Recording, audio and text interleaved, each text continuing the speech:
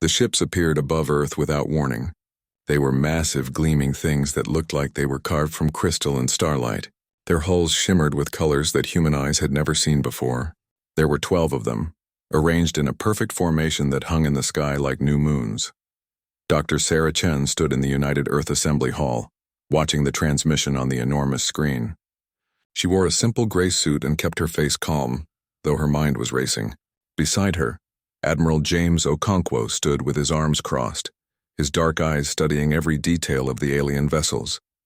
The face that appeared on the screen was not human. Vorthek was tall and covered in scales that shifted between blue and green. His eyes were yellow with vertical slits, and when he spoke, his voice was smooth and carried the weight of someone who believed every word he said was important. "Greetings, humans of Earth," Vorthek began. "I am Ambassador Vorthek of the Galactic Concordat. We represent 47 civilized species across this region of space. We have been watching your species for some time now." Sarah kept her expression neutral. They had been watching. That was interesting. How long? And why reveal themselves now? Vorthek continued, his tone taking on what might have been kindness but sounded more like the way an adult speaks to a small child. "Your species has taken its first steps into the greater universe. You have built crude, faster-than-light engines. You have established small colonies on nearby worlds. These are admirable achievements for such a young race." Admiral Okonkwo's jaw tightened slightly. Sarah noticed, but she said nothing. "However," Vorthek went on, "space is dangerous. There are threats you cannot yet understand, powers you cannot yet face. The Galactic Concordat exists to protect developing species such as yourselves. We offer you the status of protected species. Under our guidance, you will be safe. You will learn. You will grow." The ambassador paused as if expecting gratitude. When none came, he added, "Of course, this protection requires certain commitments. You will need to surrender control of your military forces to Concordat oversight. You will accept our advisors. You will follow our laws and customs. These are small prices to pay for survival." Sarah stepped forward. Her voice was quiet but clear. "Thank you, Ambassador Vorthek. We appreciate the Concordat's interest in humanity. However, we will need time to consider your offer. This is not a decision we can make quickly." Vorthek's scaled face showed what might have been surprise. "Time? I do not think you understand the urgency. The galaxy is not a safe place for those who refuse protection." "Nevertheless," Sarah replied, her tone unchanged, "we require time to discuss this among our people. Shall we say 6 months?" There was a long pause. Vorthek looked like he wanted to argue, but finally he nodded. "Very well. 6 months. But do not take too long, humans. Pride is a luxury your species cannot afford." The transmission ended. The screen went dark. The assembly hall erupted in voices. Representatives from every nation on Earth began talking at once, some angry, some excited, some afraid. Sarah turned to Admiral Okonkwo and spoke quietly, her words lost in the noise around them. "Begin Phase 2, she said. "Silent protocols." The Admiral nodded once. His face showed nothing, but his eyes were sharp. "It's time they learned what we've really been building." Over the next week, the alien ships remained in orbit. They made no aggressive moves, but they watched. Their sensors swept across Earth constantly, cataloging everything. Human cities, military bases, industrial centers, everything was recorded and analyzed. The Concordat believed they were learning about humanity. They saw the cities and thought them primitive compared to their own. They saw the weapons and found them laughably simple. Earth still used missiles and bullets, while the Concordat had energy weapons that could slice through mountains. They saw the human ships, barely 100 vessels scattered across 3 star systems, and they were not impressed. What the Concordat did not see were the facilities hidden deep underground. They did not notice the industrial complexes on the dark side of the moon, shielded from sensors. They did not understand that humanity's public military was only a fraction of what existed. Humans had learned a long time ago that when you are weak, you hide your strength. When you are small, you make yourself smaller. When you are watched, you show them only what you want them to see. Ambassador Vorthek returned to his flagship feeling satisfied. The humans were clearly overwhelmed by the Concordat's superiority. They would accept protection. They had no choice. Every young species eventually understood that the galaxy was too big and too dangerous to face alone. On Earth, Sarah Chen sat in a secure facility 3 kilometers below the surface. Around her were screens showing data that would have shocked the Concordat. Production numbers, weapon specifications, ship designs that looked nothing like the vessels in orbit around Earth. "How long until the fleet is ready?" she asked. A technician answered without looking up from his console. 8 months for full deployment, but we could launch battle-ready groups in 5. Sarah nodded. Good. The Concordat thinks we're children playing with toys. Let them think that. When the time comes, they'll learn what humanity really is. Admiral Okonkwo entered the room carrying a datapad. The other colonies are ready. Mars, Europa, Titan, all of them have activated silent protocols. As far as Concordat sensors can tell, we're just going about our normal business. Perfect, Sarah said. She looked at the screens showing the alien ships in orbit. They're watching us, but we're watching them too, and we're learning much more than they realize. She smiled slightly. It was not a warm smile. It was the smile of someone who knew a secret, someone who was patient enough to wait for exactly the right moment. The galaxy thought humanity was weak. The galaxy thought humanity would beg for protection. The galaxy was about to learn a very important lesson about making assumptions. 6 months passed. The Concordat waited for Earth's decision with growing impatience, but they were not worried. Young species always came around eventually. Then the Devourers came. They appeared at the edge of Concordat space without warning. The first anyone knew of them was when an entire colony went silent. When Concordat ships arrived to investigate, they found nothing. The planet was gone, not destroyed, not damaged, simply gone. Where there had been a world with cities and forests and oceans, there was now just empty space and debris. The second attack came 3 days later. Then a third, then a fourth. The Concordat fleet mobilized. 47 species sent their best warships to face this new threat. When they finally encountered the enemy, what they saw filled them with horror. The Devourers were machines, massive constructs of dark metal that seemed to absorb light itself. They moved through space in perfect geometric formations, and they did not communicate. They did not negotiate. They simply consumed. The Concordat attacked with everything they had. Energy beams lanced out across the darkness of space, hitting the Devourer ships with enough power to vaporize asteroids. The machines barely noticed. Their hulls absorbed the energy or reflected it, or simply shrugged it off like raindrops. Plasma weapons that could melt through starship armor left barely a scratch. Graviton beams that could crush matter into neutron-dense spheres made the Devourers slow down slightly before they continued forward. Exotic particle weapons that violated several laws of physics did absolutely nothing. The Concordat lost 30 ships in the first battle. They destroyed one Devourer vessel, but it cost them dearly. Ambassador Vortex stood on the bridge of his flagship, watching the tactical displays with growing fear. His scaled hands gripped the railing tightly. Around him, his crew worked frantically, trying to find some weakness in the enemy. "How many more attacks?" he demanded. 12 worlds have gone dark, his tactical officer reported. "We estimate the Devourer fleet numbers in the hundreds, perhaps thousands. They're not slowing down." Vorthex's yellow eyes narrowed. "Contact all Concordat members. Full mobilization. Contact all protected species and Tier 3 civilizations. We need everyone. Send a priority message to Earth." The message that reached Earth was not the condescending offer of protection from 6 months ago. It was urgent, almost desperate, humanity. The Galactic Concordat faces an existential threat. We require the united strength of all species. We are invoking emergency protocols. All civilizations must join the defense effort immediately.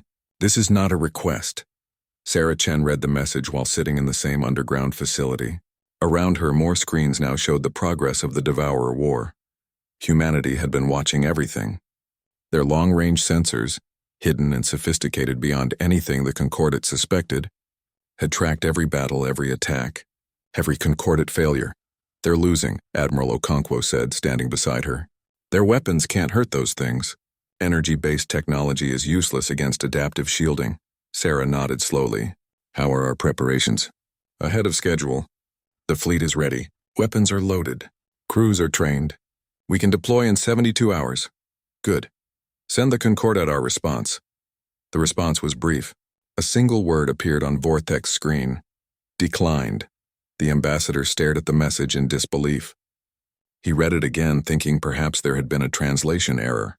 But no, the word was clear. Declined, he shouted. They dare refuse now? During this crisis? He immediately ordered his ship to Earth. He would speak to these humans personally.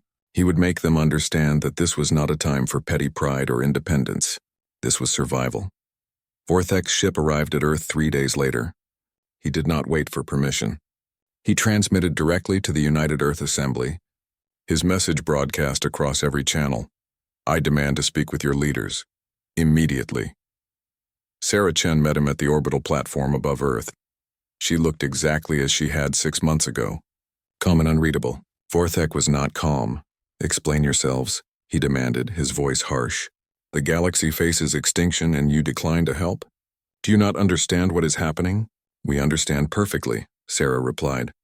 Her voice was quiet, but there was something in it that made Vorthek pause. We have been monitoring the situation. We know what the Devourers are. We know what they're doing, and we know that the Concordat is losing. Then help us. Vorthek's tail lashed in agitation. Every species must unite. This is not about politics or pride. This is about survival. Sarah looked at him for a long moment. Ambassador, we don't join losing coalitions. Your weapons are ineffective. Your tactics are flawed. Your species have spent thousands of years developing elegant technology, beautiful weapons, sophisticated ships. The Devourers don't care about elegance. What are you saying? Vorthek's voice dropped dangerously low. We're saying that we'll handle this ourselves. Humanity will deal with the Devourers. We recommend you withdraw your forces to defensive positions and protect your remaining worlds. Leave the rest to us. Vorthek stared at her. For a moment he could not speak. Then anger flooded through him. You? Handle this? You primitive, arrogant fools. You have barely 100 ships. The Concordat has lost thousands against these machines. What makes you think you can do anything? Sarah smiled. It was not a friendly smile. Because, Ambassador, we know something you don't. Physics is simple. Energy disperses. Matter doesn't. You've been fighting with light and exotic particles.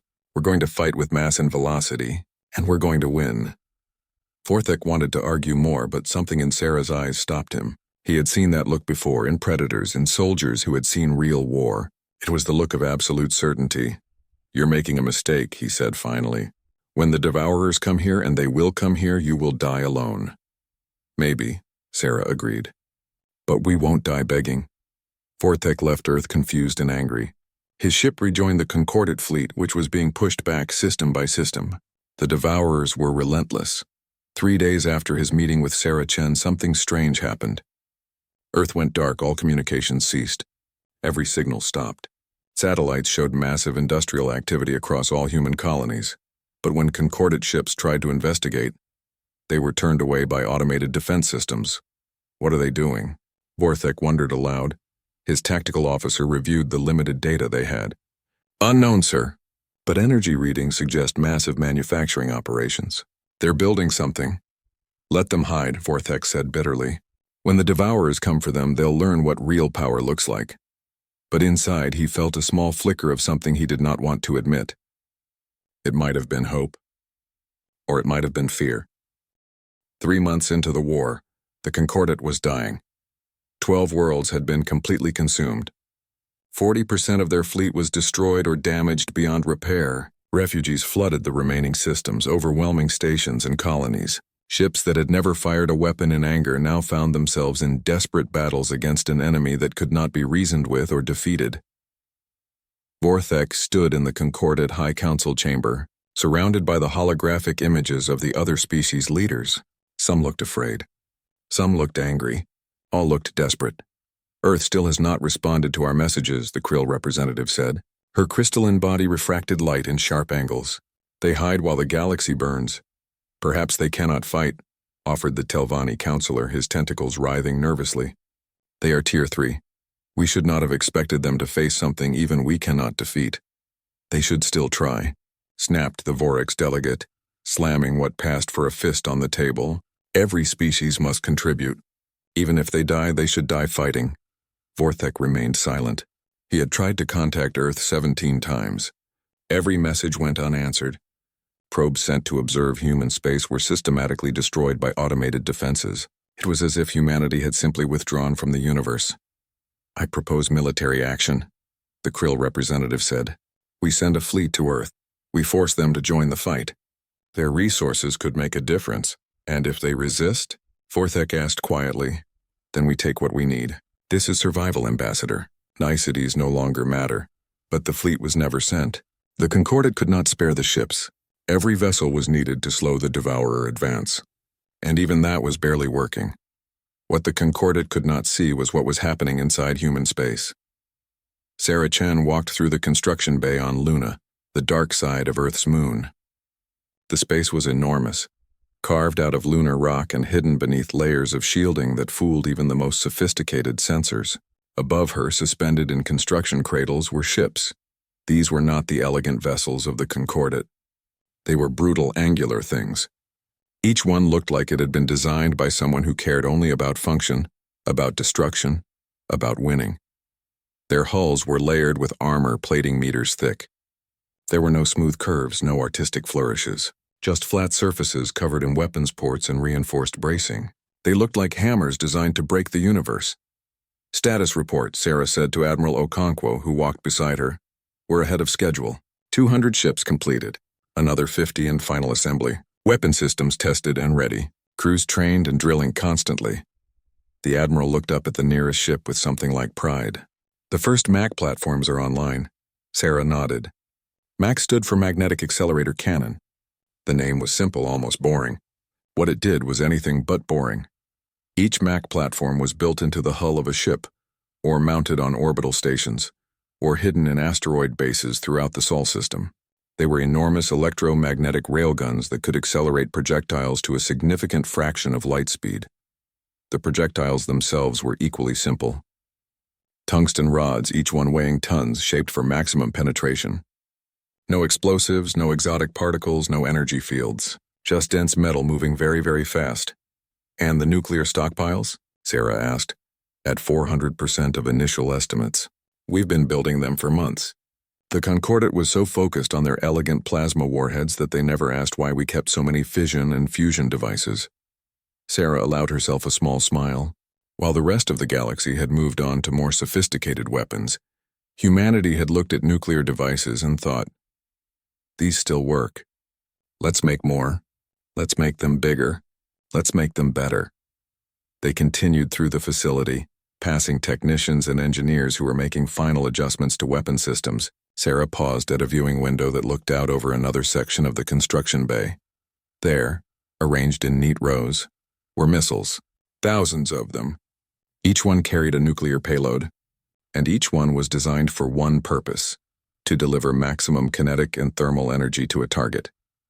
The galaxy fights with finesse, Admiral Okonkwo said quietly, echoing Sarah's earlier words.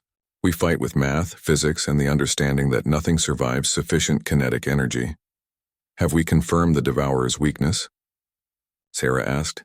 Yes, their adaptive shielding is designed to handle energy-based weapons. They absorb, reflect, or disperse the energy. But they're physical objects. They have mass. They have structure. Hit them hard enough with enough mass and they break.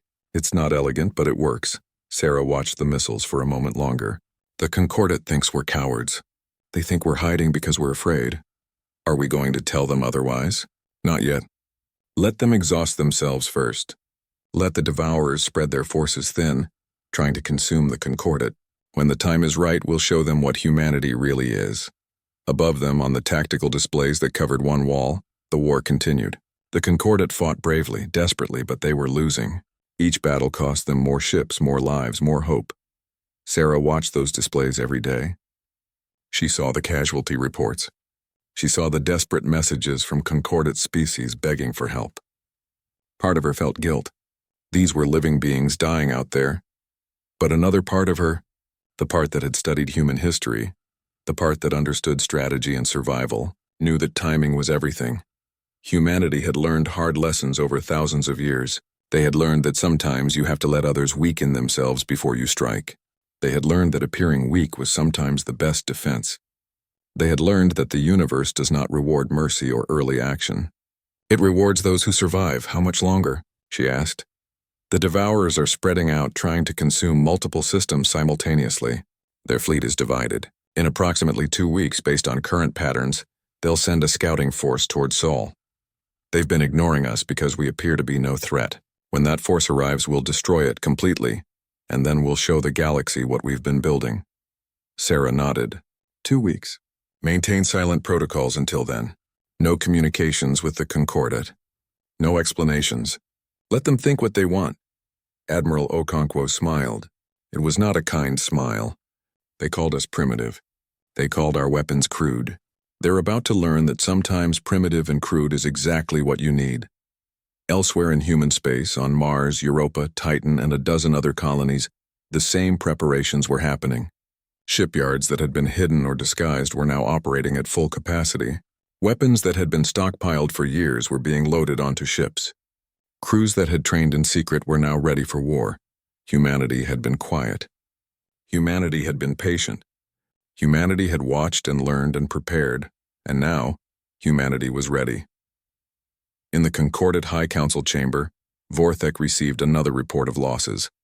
Another world consumed, another fleet broken against the Devourer advance.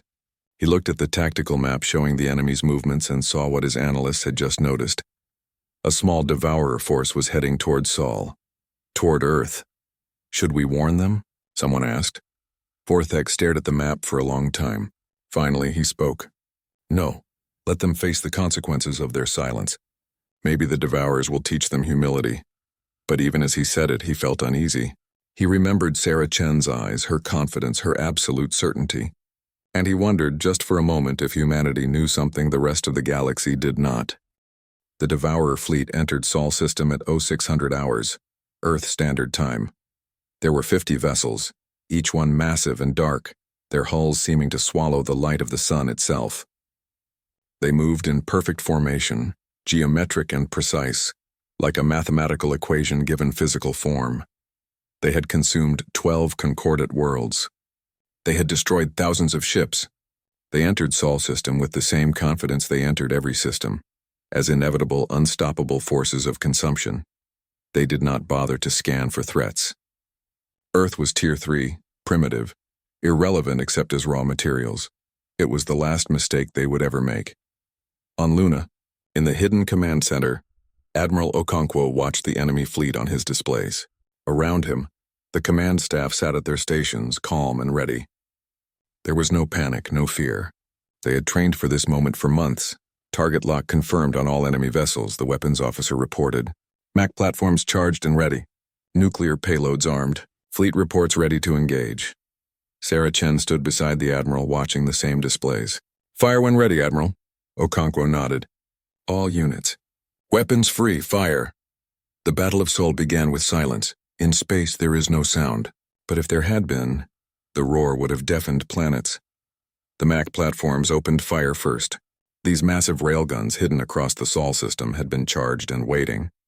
They fired tungsten rods, each one weighing several tons, accelerated to 40% of light speed. The physics was simple. Kinetic energy equals 1/2 mass times velocity squared. At relativistic speeds, even small objects carry enormous energy. The tungsten rods were not small. The first impacts struck the Devourer ships like the fist of an angry god.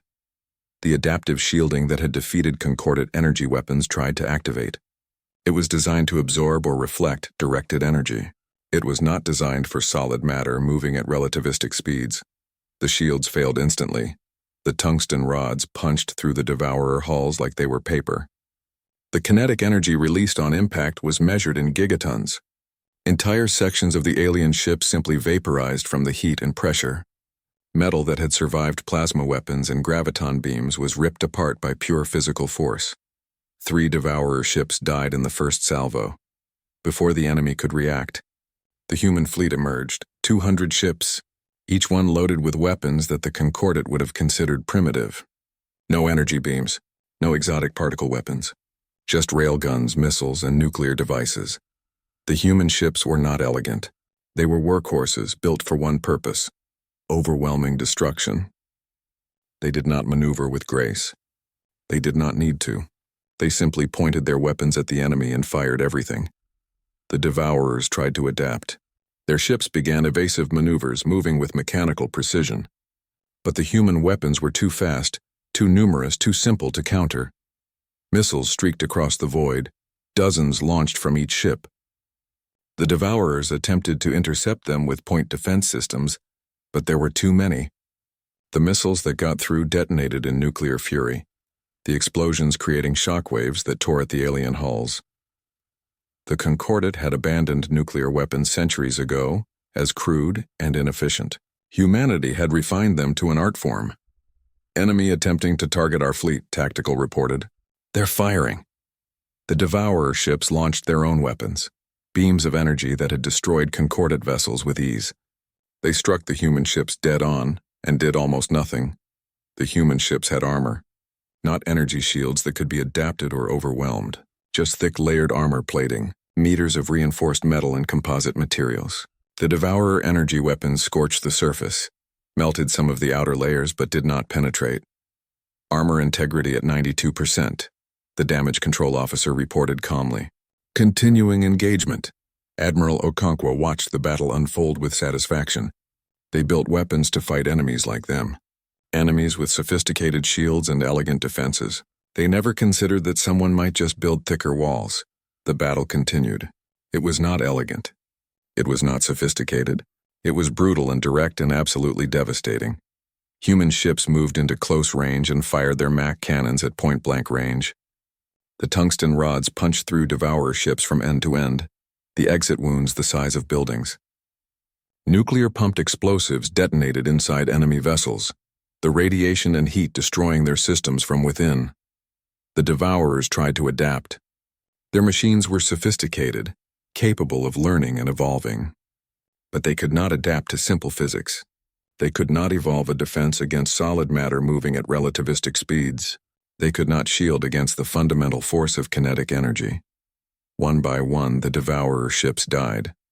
An observer from the Concordat would have been shocked by the lack of sophistication. The human weapons were basic. The tactics were straightforward. There was no clever maneuvering, no exotic technology, no brilliant strategic innovation, just overwhelming, brutal, effective violence. 4 hours after the battle began, the last Devourer ship was destroyed. 50 enemy vessels reduced to debris and scattered atoms. The human fleet had lost nothing. Not a single ship. Some had damaged armor. Some had depleted ammunition. But all were intact and functional. Admiral Okonkwo looked at the tactical display showing the debris field where the enemy had been. Damage report, minimal, sir. Hull breaches on 3 vessels already sealed. Armor damage across the fleet, but all ships operational. Ammunition expended at 30%. We can reload from orbital stockpiles. Casualties? 0, sir. Sarah Chen had been watching from Earth. Now she activated the communication system that had been silent for months. Admiral, well done. Begin the next phase. Deploy hunter-killer groups. Find every Devourer fleet in this sector and destroy them. Understood. What about the Concordat? Sarah allowed herself a smile. Send them a message. Tell them they have 48 hours to withdraw all forces to defensive positions. Tell them humanity will handle the Devourers. Tell them not to interfere. The message went out across all frequencies. In the Concordat High Council chamber, Forthek watched the recording of the battle in absolute silence. Around him, the other representatives sat motionless, trying to process what they had seen. Impossible, the Krill representative whispered. Those weapons are primitive, basic, they should not have worked. But they did, Vortex said quietly. His scaled hands gripped the armrests of his chair. They did work. The humans destroyed a Devourer fleet in 4 hours, with 0 losses. How? The Vorex delegate demanded. How did they do what we could not? Vorthek remembered his conversation with Sarah Chen. Her words echoed in his mind. Because we know something you don't. Physics is simple. Energy disperses. Matter doesn't. They went backward, he said aloud. While we advanced into energy weapons and exotic technology, they perfected kinetic weapons. They made them bigger, faster, more powerful. They did not try to be sophisticated. They tried to be effective. What do we do now? Someone asked. Before Vorthek could answer, another message arrived from Earth. It was simple and direct. Humanity is deploying forces to engage all Devourer fleets. Concordat forces should withdraw to defensive positions. We will handle this war. Do not interfere. The chamber erupted in voices, some angry, some relieved, some simply confused. Vorthek sat back in his chair and watched the tactical displays update. Human fleets were emerging from Sol system, splitting into groups heading toward every devourer position in the sector. He felt a strange mixture of emotions: relief that someone could fight the devourers effectively, humiliation that it was the species he had dismissed as primitive, fear of what this meant for the future of the galaxy, but mostly he felt awe. Humanity had been silent.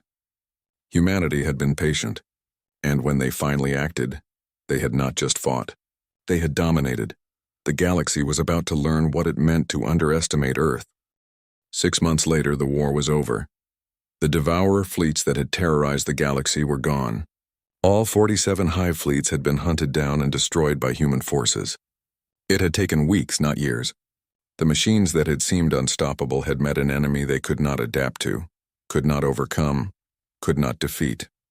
The Concordat was saved. But they were also humiliated.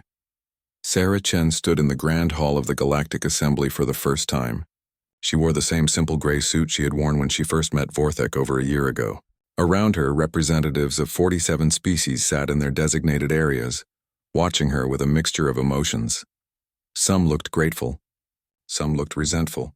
All looked uncertain about what came next. The hall itself was impressive, a massive structure that floated in neutral space, accessible by jump gates from across the sector. It was designed to show the power and sophistication of the Concordat. Compared to human architecture, it was beautiful. Compared to human weapons, it was fragile. Sarah approached the central speaking platform. Her steps echoed in the silence. When she reached the podium, she looked around at all the faces watching her. She took her time. Let them wait. Let them wonder what she would say. Finally, she spoke. Her voice was calm and clear, carried by the hall's acoustics to every corner. "You thought we would beg," she began. "When Ambassador Vorthek came to Earth over a year ago, you expected us to be grateful for your protection. You expected us to surrender our independence for safety. You thought we had no choice." She paused, letting the words settle. "You were wrong." The hall remained silent. No one interrupted. "You thought we would panic when the devourers came. You sent us messages demanding our help, ordering us to join your losing war. When we did not respond, you thought we were cowards. You thought we were hiding in fear." Sarah's expression did not change, but her voice carried weight. "You were wrong again." She walked slowly around the platform, making eye contact with different representatives. "We were not hiding. We were watching. We were learning. We were preparing. While you fought with your elegant weapons and sophisticated technology, we studied the enemy. We analyzed their weaknesses. We built weapons specifically designed to exploit those weaknesses. You see, the galaxy has spent thousands of years advancing in certain directions: energy weapons, exotic particles, shields and barriers. These are impressive achievements. But you forgot something important. You forgot that sometimes the simplest solution is the best solution." She stopped and faced Vorthek directly. The ambassador sat in his designated area, his scaled face unreadable. "The devourers adapted to energy weapons because that is what everyone uses. Their shields were designed to handle directed energy because that is what everyone fires. But they could not adapt to kinetic weapons. They could not evolve a defense against mass moving at relativistic speeds. Physics is physics. Some things are absolute." Sarah turned to address the whole assembly again. "Humanity learned long ago that when you are the weakest, you stay quiet and sharpen your knives. We watched this galaxy for months before the Concordat ever came to Earth. We saw how you fought. We saw how you thought. We saw your strengths and your weaknesses. And we prepared for what we knew was coming." Murmurs spread through the hall. Sarah waited for them to quiet before continuing. "You are alive today because of human intervention. Your world still exists because human ships destroyed the devourers. Your species survived because we chose to act. Remember that. The words were not spoken with arrogance or malice. They were simply facts delivered clearly. Now you need to decide what kind of galaxy you want moving forward. The Concordat can continue as it has, with its bureaucracy and its rules and its assumptions about superiority, or the galaxy can change." Sarah pressed a control on the podium. A holographic display appeared showing a new symbol. It was simple: a blue circle representing Earth surrounded by stars. Humanity is establishing the Terran Compact. It is an alliance, not a government. Members maintain their independence. There are no tiers, no classifications, no hierarchy. Just mutual cooperation, mutual respect, and mutual defense. Any species is welcome to join. The only requirements are that you respect the sovereignty of other members and contribute to common defense. We do not care about your technology level. We do not care about your history. We care about your character and your commitment. The display changed, showing a list of species. 15 names appeared. These 15 species have already applied for membership. They are tired of being classified and categorized. They are tired of being told they need protection from their betters. They want partnership, not patronage. Vortex stood suddenly. This is unacceptable. You cannot simply divide the galaxy. The Concordat has maintained peace for thousands of years. Sarah looked at him calmly. Ambassador, the Concordat failed to protect the galaxy from the Devourers. You lost 40% of your fleet. You lost worlds. You were days away from collapse when humanity intervened. Your system is broken. We saved you. Vortex's voice rose. The Concordat has maintained order, prevented wars, protected developing species. You also condescended to them. You classified them as inferior. You demanded they surrender their freedom for your protection. That system ends now. Sarah's voice remained level, but there was steel in it. Earth is not asking for permission. We are informing you of reality. The Terran Compact exists. Species are joining. You can accept this or you can oppose it. But remember what happened to the Devourers when they opposed us. The threat was implicit but clear. Vortex sat down slowly, his yellow eyes never leaving Sarah's face. However, Sarah continued, her tone softening slightly. We do not seek conflict with the Concordat. You are welcome to continue operating as you have. We will not interfere with your members unless they request our assistance, but we will not submit to your authority. Humanity charts its own course.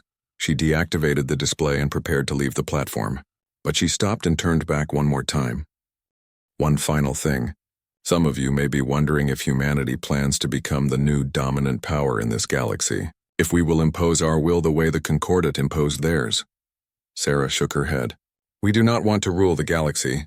We simply want to live in a galaxy that respects strength, competence, and independence. A galaxy where species are judged by their actions, not their technology level. A galaxy where being different is not a weakness. You underestimated us because we were young, because our weapons looked primitive, because we did things differently. The Devourers made the same mistake. Do not make it again. She left the platform and walked out of the hall. Behind her, the assembly erupted in voices, arguments, debates. Let them argue. Let them decide what to do. Humanity had delivered its message. 3 days later, Admiral Okonkwo met with Sarah in the Lunar Command Center. The war was over, but the command center remained active. Humanity was not naive enough to disarm just because one threat was eliminated. The Concordat is in chaos, the Admiral reported. 3 more species have applied to join the Terran Compact.